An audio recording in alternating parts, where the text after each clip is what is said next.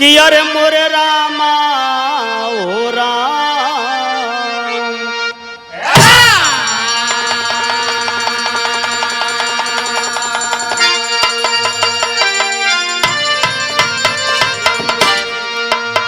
ए भैया देखा ही भी रहा भक्ति रस का भी रहा। ये हमारे बड़े भाई शिव सागर जी की देख रेख में आप लोगन के बीच में जात बा। हम गायक कलाकार नंदलाल पटेल, ये हमारे दीना भाई और महेंद्र भाई, शीतला जी और सुभाष भाई की मेहनत कर आप लोगन के हाथे में बा। 4 लाइन भूमिका है।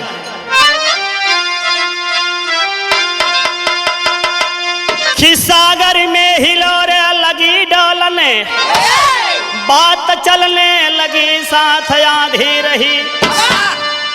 कि शांत सरिता समय से सांस ले, सनसनाती निशाय अपराधी रही।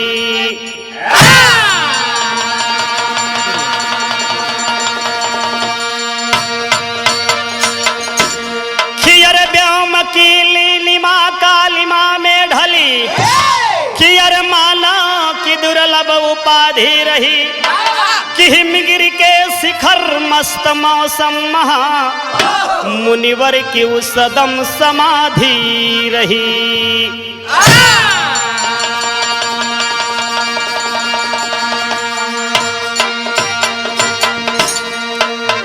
ए पंच लोग यहाँ एक लाइन गजल का लाइन लग गई। चलिए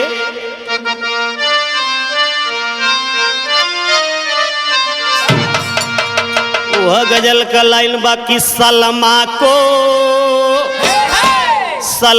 को मिल गए बलमा, सलमा हमको छोड़ चली।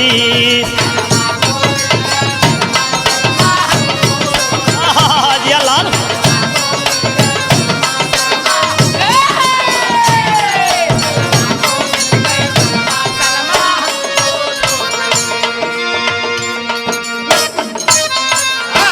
ये बाबू ये तो गजल का लाइन रहल, लेकिन देखा कितना सुंदर भक्ति लाइन हमारे कवि जी लिखल गनमा में।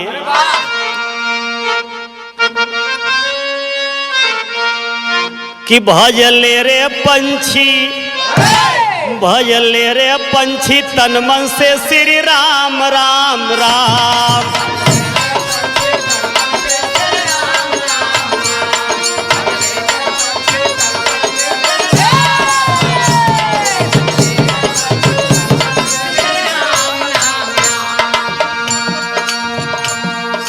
दुष्टन को संहारन वाले,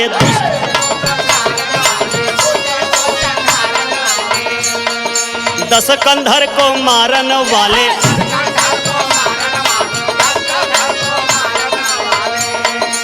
कि अरे भक्त बसी भगवान मेरे, भवसागर से तारन वाले। गड़िका गिधया जा मिल तर गए ले हरि का नाम, हाँ गड़िका गिधया जा मिल तर गए ले हरि का नाम। भजले रे पंछी तन मन राम राम राम।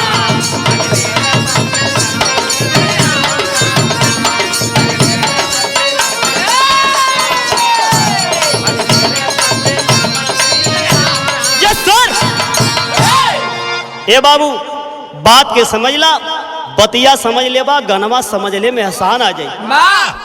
एक बेर के बाद विश्वामित्र जी अपनी धुई रमा करके बैठे थे, अपने भक्तों को यही बता रहे थे। आए दुनिया वालों, जब तुम्हें भगवान मनुष्य के तन में भेजा है तो उस मालिक को याद कर ले, वरना ये 2 दिन का जिंदगी है, इसका कोई भरोसा नहीं है। यही बतावत रहन बाबू। तब तक एक ठे आश्चर्यजनक घटना घटल।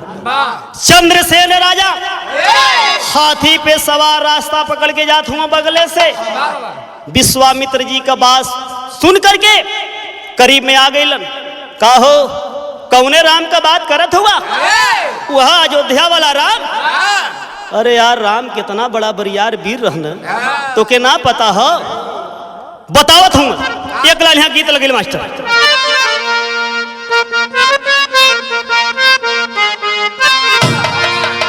वह गीतिया का लाइन बा फिल्म घर द्वार से लेवल गई कि मोरा बलमा छैल छबीला मैं तो नाचूंगी। बाबा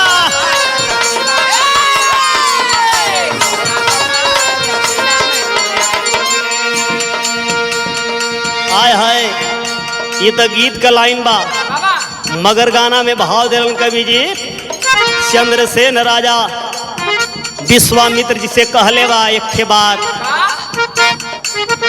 जेके बस में कैलस नारी बाबा सोचा ना।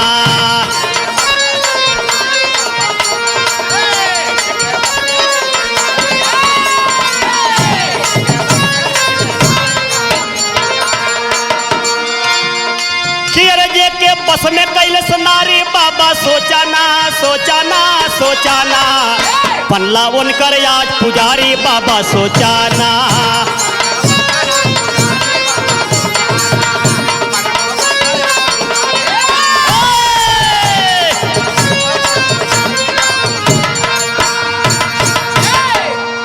बाबा विश्वामित्र जिसे चंद्रसेन राजा बतावत हूँ कि राम कितना बरियार वीर रहना। अरे राम यदि इस धरती पर होते मुझसे सामना होता तो राम भी जान जाते कि इस धरातल के ऊपर कोई वीर अभी बाकी है। चलो ना सुना हम बतावत है राम कितना काम कैलन कितना बड़ा वीर रहना कैसे बतावत हूँ। बंदर भालू मदद किए तब बाधा गया समुंदर किया दगा जब भाई ने तब मरा वीर दस्कंदर बंदर दिहला लंका जारी बाबा सोचा ना।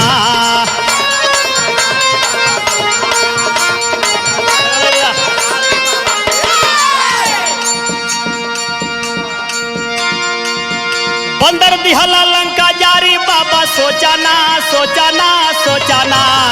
साथे चला मुड़ावा दाढ़ी बाबा सोचा ना।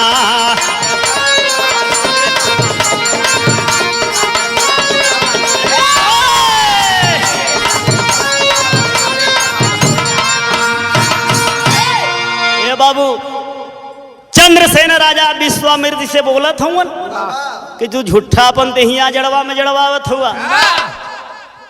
बंदर भालू मदद किए तब बांधा गया समुद्र और किया दगा जब भाई ने तब मरा वीर दस्कंदर और बंदर दिहला लंका जारी बाबा सोचा ना और साथे चला मुड़ावा दाढ़ी बाबा सोचा ना।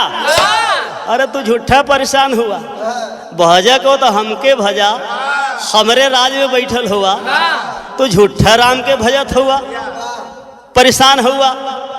ये बाबू इतनी बात चंद्रसेन राजा विश्वामित्र जी की बोलल बा तो एक लाइन यहाँ भाव दलन कवि जी क्या सर में कि रंगत पुरंग हुई। अरे रंगत पुरंग हुई तक्षुलाल हुई बाहें भुजंग हुई बोलो संहार के। अरे वो दुनिया के दाता है भाग के विधाता किया उल्टा नाता तू बोलो संभाल। अरे मिलेगी चैन नहीं मिलेगी कलवैन नहीं मेरे भगवान दिखलाएंगे बल तुझे कल ही मार के। जा तुम्हें अपनी जवानी पे गरूर है ना तो मेरे भगवान राम तेरे सीने में कल बाण मारेंगे बचना होगा तो बच जाइएगा। अरे बाप रे बाप इतनी बतिया चंद्रसेन राजा सुनले बा गन गन गन गन कांपने लगा। ए भाई हम तो जनली के है कोनो भिखिया मांगे वाला ललगड़िया साधु हुआ लेकिन ये तो विश्वामित्र जी हुआ। महाराज क्षमा कर दीजिए लेकिन एक लाइन तुलसीदास जी दोहा लिखले हुआ कि वृथा न जाहि देव ऋषि। जो बात मुख से निकल गई वापस आने वाली नहीं है। जाओ तुम्हें जहां सहारा मिले ढूंढ ले। बाबू चंद्रसेन राजा वहां से चल दिया लेकिन इधर भगवान भी सोचने लगे कि मेरे गुरु के बराबर मेरा भक्त विश्वामित्र जी श्राप दिए हैं, तुझे उसके सीने में हमें बाण मार करके प्रण पूरा करना है। तेरी में भाव लगल मास्टर साहब।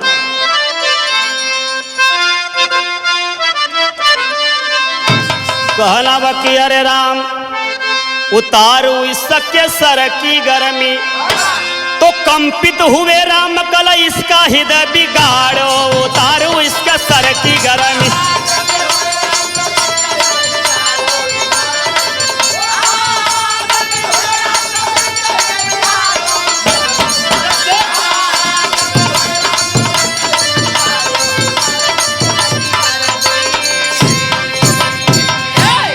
कंपित हुए राम कल इसका हृदय बिदारू, उतारू इसके सर की गर्मी। बाबूजी चंद्रसेन राजा वहां से चल दिया, ब्रह्मा के पास गया, शंकर के पास गया, विष्णु जी के पास गया, लेकिन बाबू तीनों जगह से इनकार हो गई। कलश के भैया जब तू भगवान राम से झगड़ा कैले हुआ तो हम लोग तो के ना बचाए सकीला, लेकिन चौथा जगह चुन लेबा। चौथा जगह कवन चुन लेबा? यहाँ एक लाइन गीत लगे मास्टर।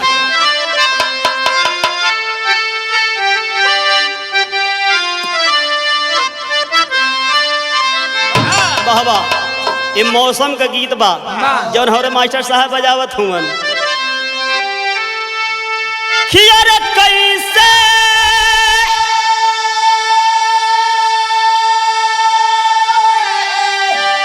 हर कैसे गेहुआ बवाई हो गोरी ऐसे ऐसे, हर कैसे का गेहुआ कटाई हो गोरी ऐसे ऐसे।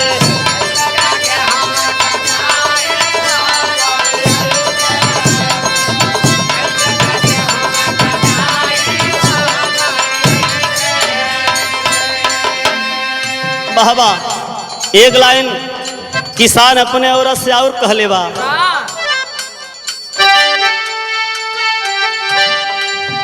कि अरे कैसे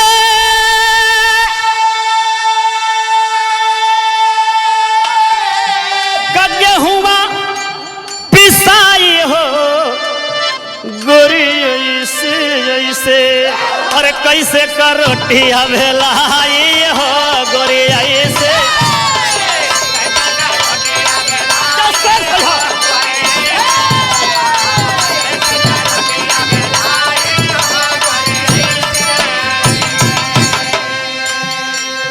बाबू चंद्रसेन राजा चौथी जगह चुन ले बा। कहाँ चुन ले? नारद जी के पास चुन ले बा और चल दिया नारद के पास। कैसे चल मास्टर साहब? भाव लगल कि अरे लेबा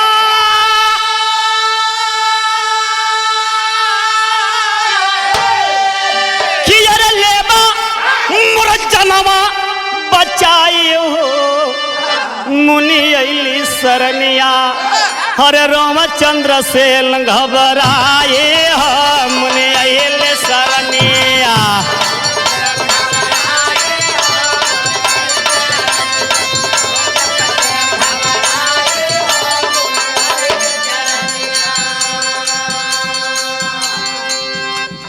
ना समझी में मुझसे भइली गलतिया,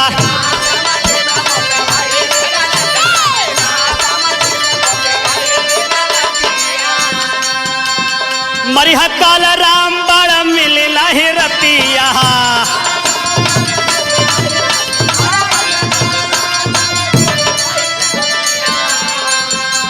कि अरे पिजड़ा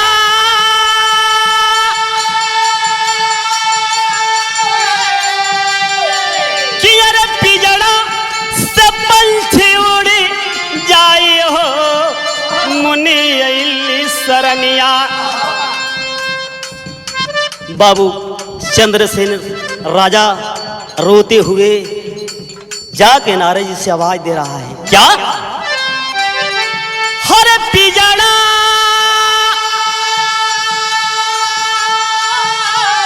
से पंछी उड़ जाए हो मुनि अली सरनिया, अरे हो चंद्रसेन घबराई हो मुनि।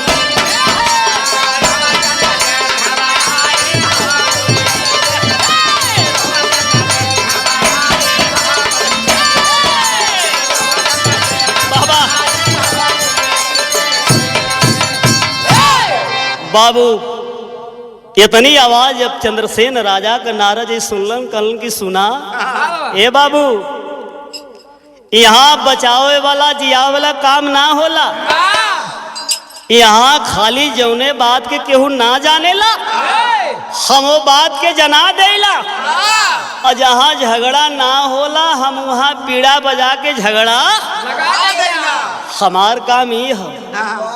अच्छा तो आ गई हुआ तो कुछ तो के उपाय बतावत है। चले जाओ कैलाश पर्वत पे, इस समय अंजनी तपस्या कर रही है, हो सकता है कि वहां जाने से तेरी प्राण बच जाए। आय हाय इतनी बात बाबू चंद्रसेन राजा सुनलस, चल दिया कैलाश पर्वत की तरफ। माँ माँ की आवाज देते हुए यहाँ विदेशिया में कवि जी भाव दिलाना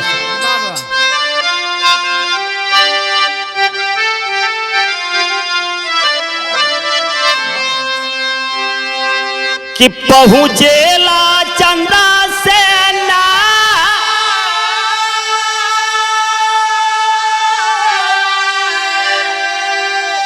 कि अरे जनली नियारावा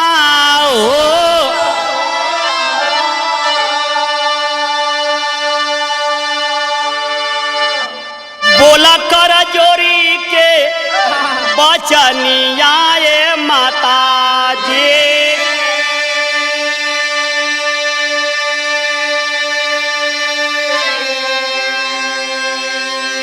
बाबू माँ माँ की आवाज देते हुए पास में पहुंचा है। अंजलि उस समय तपस्या कर रही थी, आँख खोल करके देख रही है कि कोई आचक मुझसे कुछ मांग रहा है। क्या चाहिए बेटा, क्या चाहिए तुझे? चंद्रसेन राजा कलश की माई हमके पहले वचन दे दा माई कि जवन हम मांगत तो हमके मिली। कली करे बेटा तू बोला, कली नाही माई हमके पहले वचन दा। 3 वचन बना के चंद्रसेन राजा मां अंजनी से बोला है। क्या बोला है बाबू?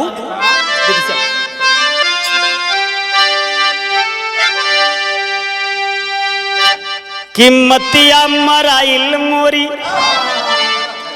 मतिया मराइल मोरी आइली सरनिया में,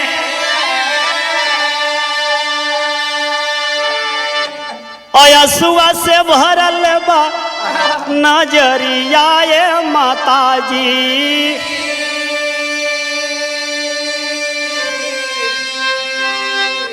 पापी अधर्मी मौके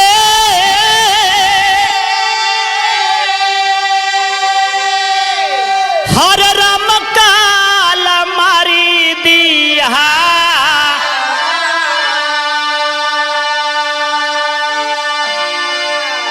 अभिखिया में मांगिया पन जनवाए माता जी।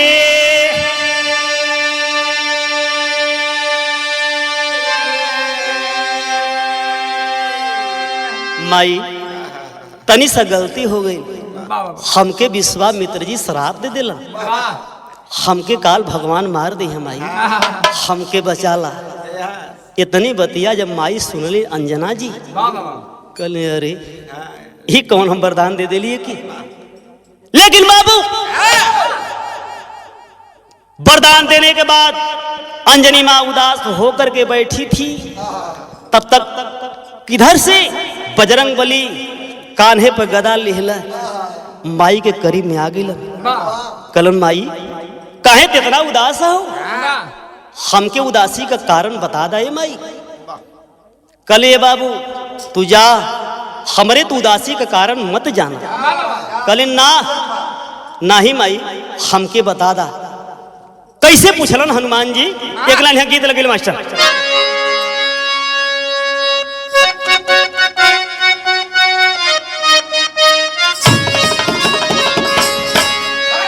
कहना बा हनुमान जी पूछत हवन कि काहे बद जाना ने, काहे बद जाना ने,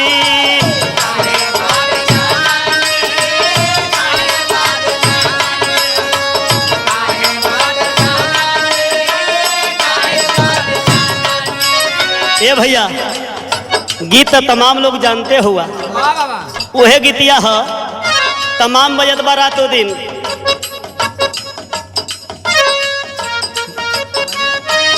बाबा बाजेला बधाइया बाजेला बधाइया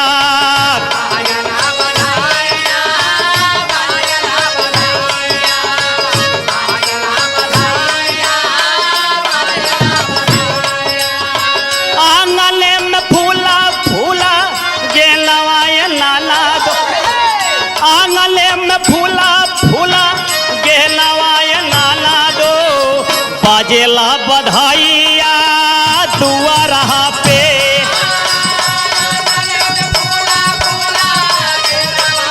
अरे जिया लाल भैया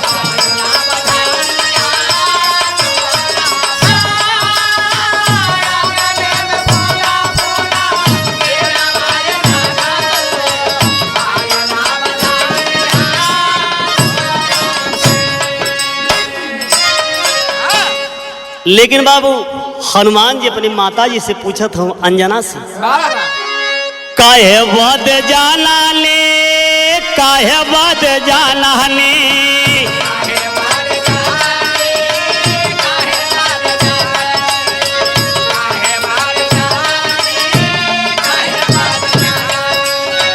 काहे बद मानाऊ दास जाना ने काहे बद मानाऊ जनानी भेदिया बता देबू हमारा से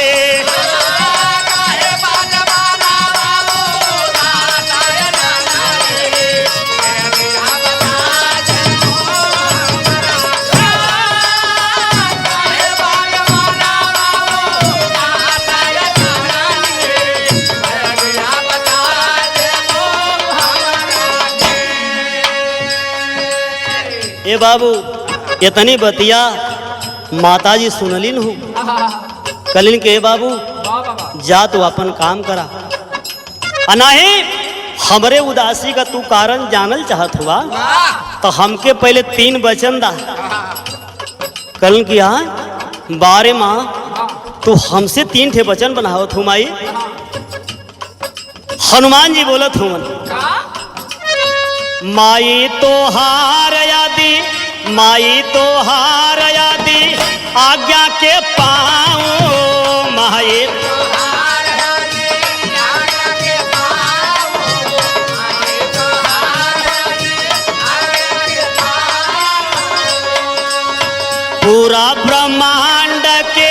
पूरा ब्रह्मांड के तुरता हिलाऊं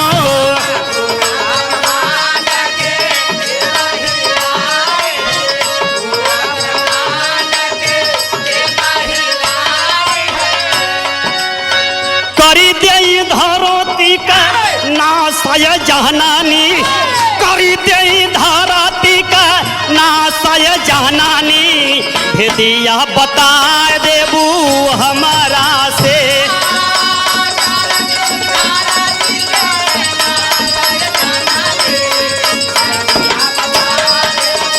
या लाल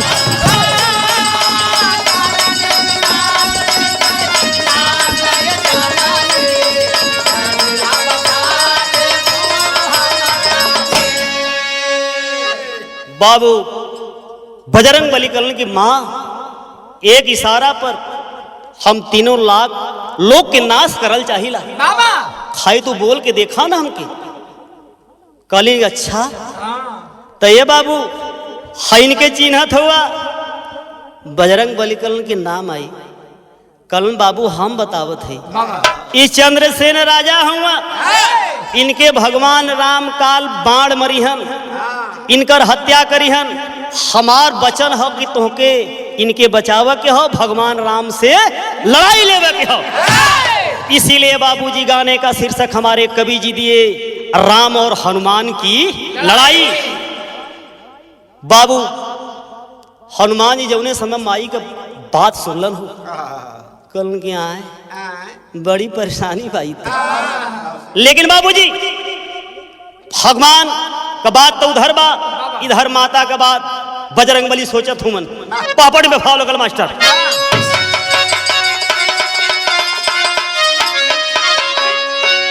कि अरे नहीं तुलना में दुनिया का दाता हमारी माता से, चलो नहीं तुलना में दुनिया का दाता हमारी माता से, चलो यानी भाई बा बेटा वाला नाता अपनी माता से।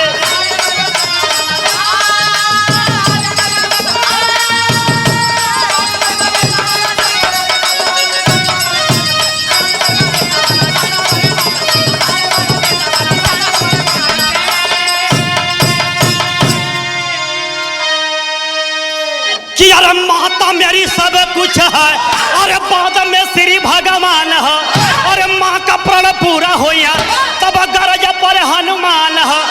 चलिए हाथ में गदा रोम फराता अपनी माता से, चलिए आनी भाई बा बेटा वाला नाता अपनी माता से।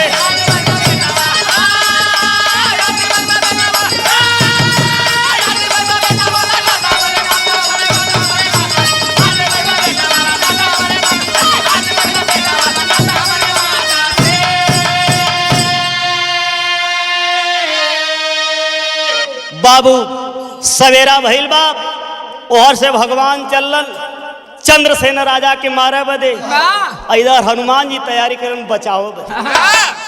अल्लाह में भाव लगल मास्टर।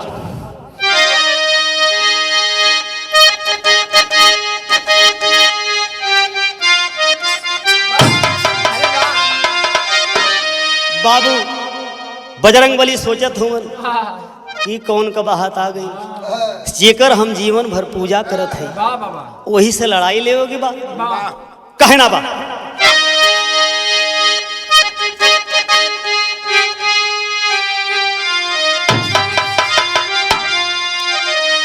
कि अरे सोच हनुमान कैसन आया गइल विपतिया भैया,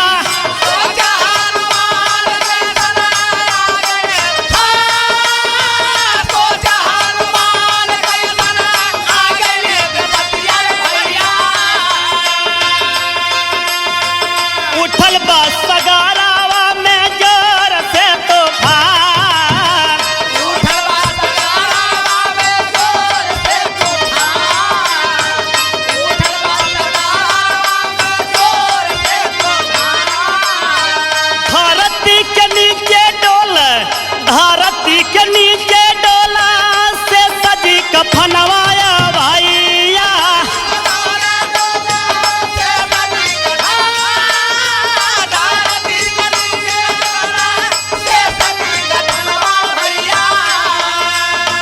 करी हाँ लड़ाई आजा भक्ता भगवान,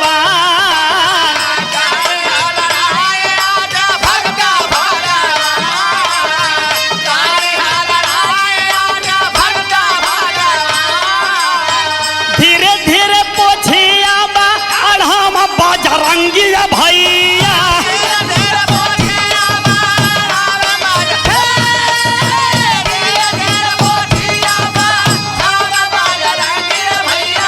चपकी बनाय लिहला कोठिला सामान,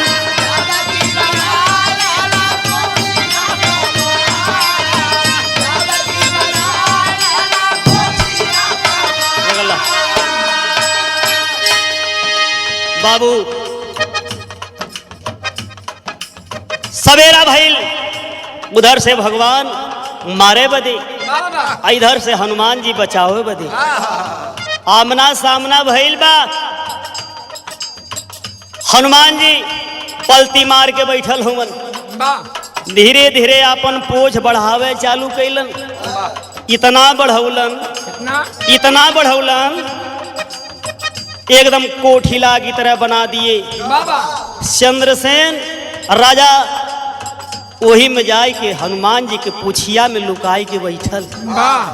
चंद्रसेन राजा सोचत बा, अरे भाई सुनीला कि बजरंगबली का छतिया बजर का छाती है, तब भगवान का बाण आई तो हनुमान जी के सीनवा में न लगी, हम तो सेपे न बचल रहा।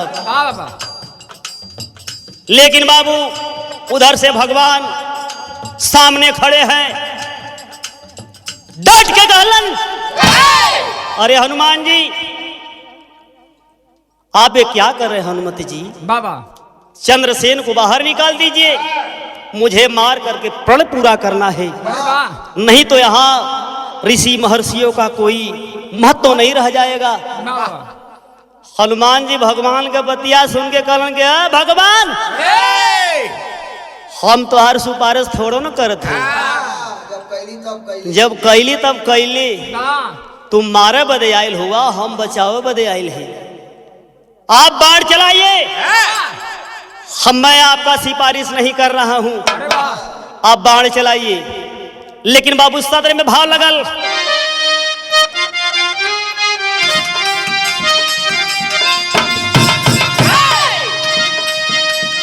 सला सला बलावा चलावा रघुराए,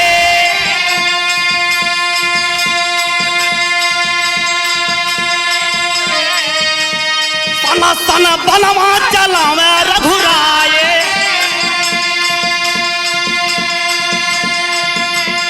काट पे कपी कहा राम राम राम,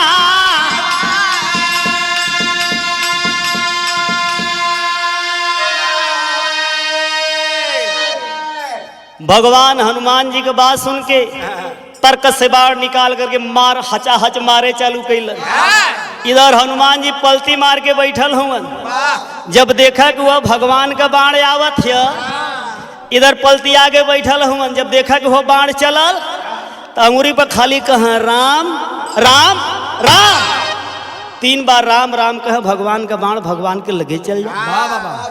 परेशान हो गए भगवान। कह रे यार, तो गजब लड़ोइया मिलना महाराज, हम ही से लड़त हुवन और हमारे नाम का सहारा लेत हुवन। बाबा तब तक बाबूजी यहर नारद जी भाग दौड़ मचौले हुवन, दौड़ विश्वामित्र जी के लगे, बाबा दौड़ भगवान के लगे,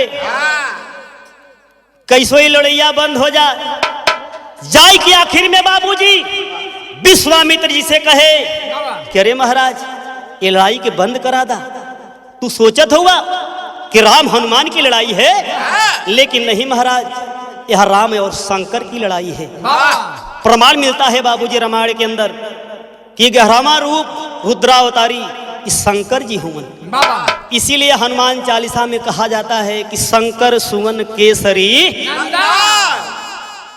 तो विश्वामित्र जी कहलन के नारद जी सुना, ये लड़ाई वही सूरत पे बंद हुई, कहाँ बतावा, कहाँ जब तक कि चंद्रसेन भगवान से माफी ना मांगी तब तक लड़ाई बंद ना हुई।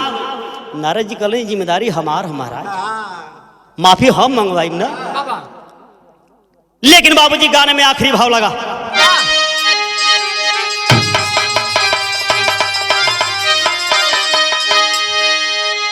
बोले मुनि नारद हर विश्वामित्र जी से जाई के कर पैबा कैसे चैन, अरे जहन्नम जलाई के पैबा कैसे चैन।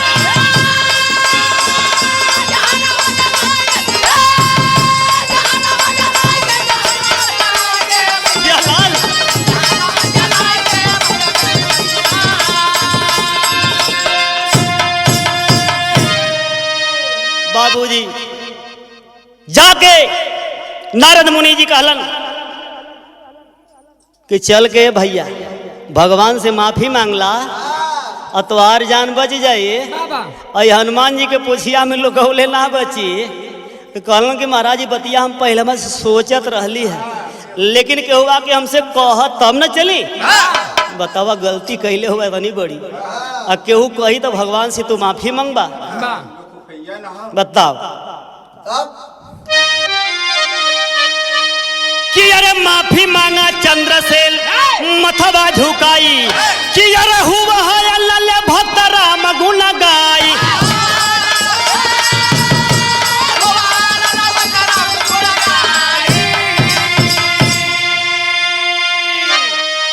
कि अरे धन धन कहा कपी और छातिल पटाई के चर पैबा कैसे चाल, हर जहन्नमा जलाई के पैबा।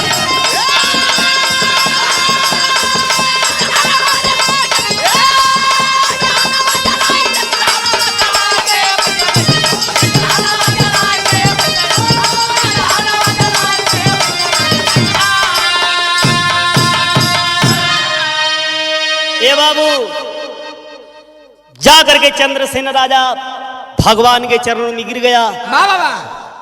भगवान उसको क्षमा कर दीजिए। लड़ाई वो जब बंद हो गई और हनुमान जी जाके अपने सीने से लगा ले कलंक के चला ये भाई आज से हम हूं तो हूं दोनों जने गुरु भाई हो गई। तो गाने का आखिरी भाव गुरु हराने का परिचय है। जय जखाड़ गुरु जद्दू लौटन हबीबुल्ला की फुलवारी कथन कर कवि लाल जी मितवायद बिहारी हरे उतार सके सर की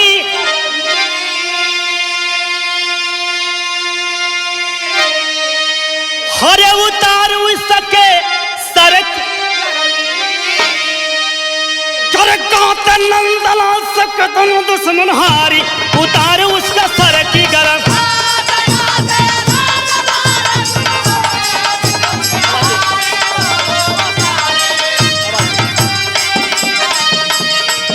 आ